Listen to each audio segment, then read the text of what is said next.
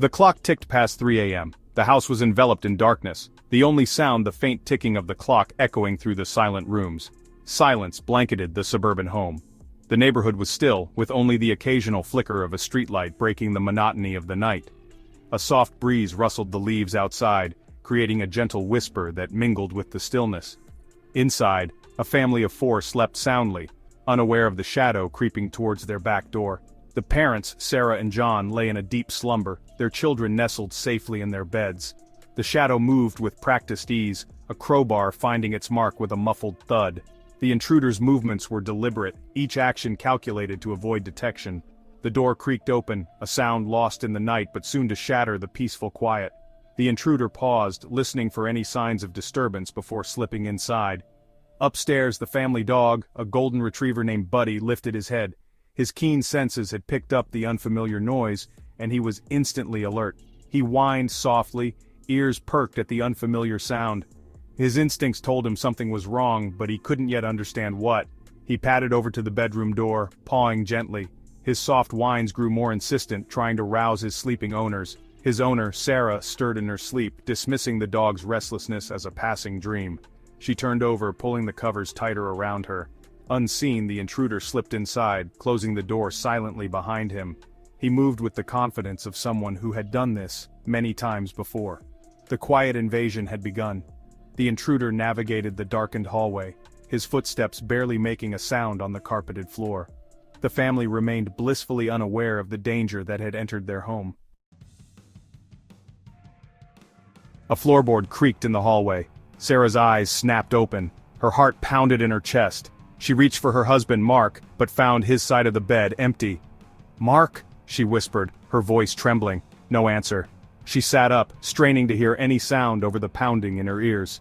Adrenaline surged through her veins, a primal cocktail of fear and instinct. Suddenly, a crash from downstairs shattered the silence. Sarah froze, her breath catching in her throat. Terror, raw and consuming, washed over her. Her mind raced, struggling to process the situation. Was it Mark? Had he knocked something over? But deep down, a terrifying certainty took root. This was no accident. Someone was inside their home. Burglars are creatures of habit, often following predictable patterns.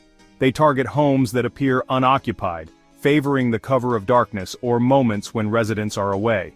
Their entry points are often predictable unlocked doors or windows, easily forced entry points or secluded areas hidden from street view.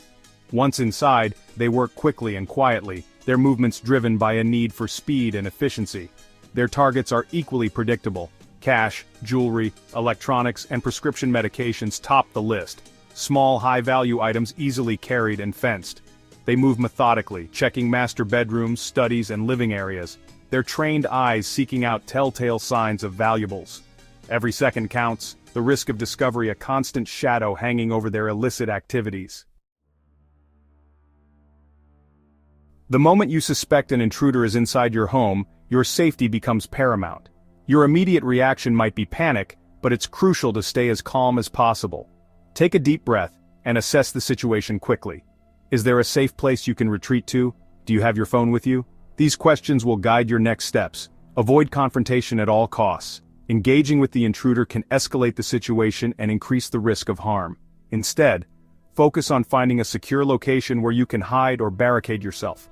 Remember, your primary goal is to avoid any direct interaction with the intruder. Remember, the intruder's objective is primarily material gain, not violence. They are likely looking for valuables and will avoid unnecessary conflict. By staying out of sight and not confronting them, you reduce the chances of a violent encounter. Your goal is to survive the encounter unharmed. Keep your breathing steady and try to remain as composed as possible. Panic can cloud your judgment and make it harder to think clearly. Staying calm will help you make better decisions. If possible, retreat to a safe room, a bedroom with a lockable door, ideally equipped with a phone to contact emergency services. Make sure everyone in your household knows where this safe room is and how to secure it quickly. Practice this as a drill so that everyone is prepared in case of an emergency. If you cannot reach a safe room, find a place to hide where you are less likely to be discovered. Look for spots that offer some concealment and protection, such as behind large furniture or in a closet. Closets, under beds, even a locked bathroom can provide temporary refuge. The key is to remain hidden and silent to avoid drawing attention to yourself. Once hidden, silence your phone and remain quiet. Any noise can give away your location, so it's important to stay as silent as possible. If you must communicate, use text messages instead of calls. Your primary goal is to avoid detection while you wait for help to arrive. Stay alert and listen for any signs that the intruder has left. Do not leave your hiding spot until you are certain it is safe. Remember, your life is worth more than any possession. Material items can be replaced, but your safety and well-being are irreplaceable. Prioritize your life and the lives of your loved ones above all else. Section 5. In the Aftermath. The police siren's wail pierced the night, a welcome sound signaling the end of Sarah's ordeal. The once quiet neighborhood was now alive with flashing lights and the hum of police radios. Neighbors peeked through their curtains, their faces etched with concern and curiosity. The intruder, a young man barely out of his teens, had been apprehended attempting to flee with a pillowcase full of electronics and jewelry. His face was a mix of defiance and fear, a stark contrast to the calm professionalism of the officers who led him away. Relief washed over Sarah, leaving her weak and trembling. She sank into a chair, her body finally succumbing to the exhaustion and adrenaline that had kept her going. Her mind raced, replaying the night's events in a loop she couldn't escape. The police, professional and reassuring, escorted her and her children out of the house, their presence a comforting shield against the chaos. They spoke in calm, measured tones, explaining the next steps and ensuring the family felt safe and supported. As the sun rose, casting long shadows across the lawn, the neighborhood began to stir. Birds started their morning songs, and the first rays of light brought a semblance of normalcy back to the world. The true extent of the violations sank in.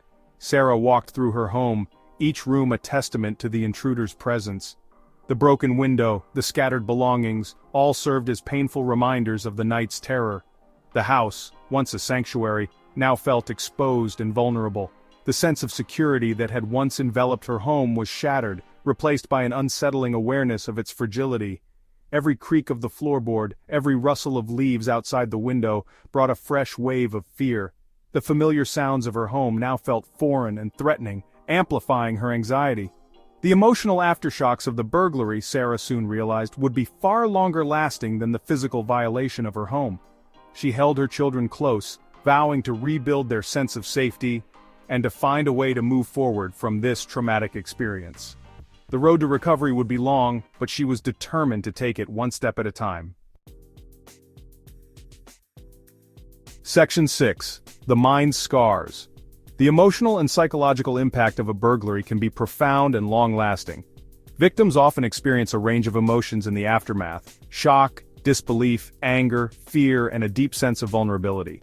Sleep disturbances, nightmares, anxiety, and hypervigilance are common, as is a pervasive sense of unease and insecurity, even in familiar surroundings.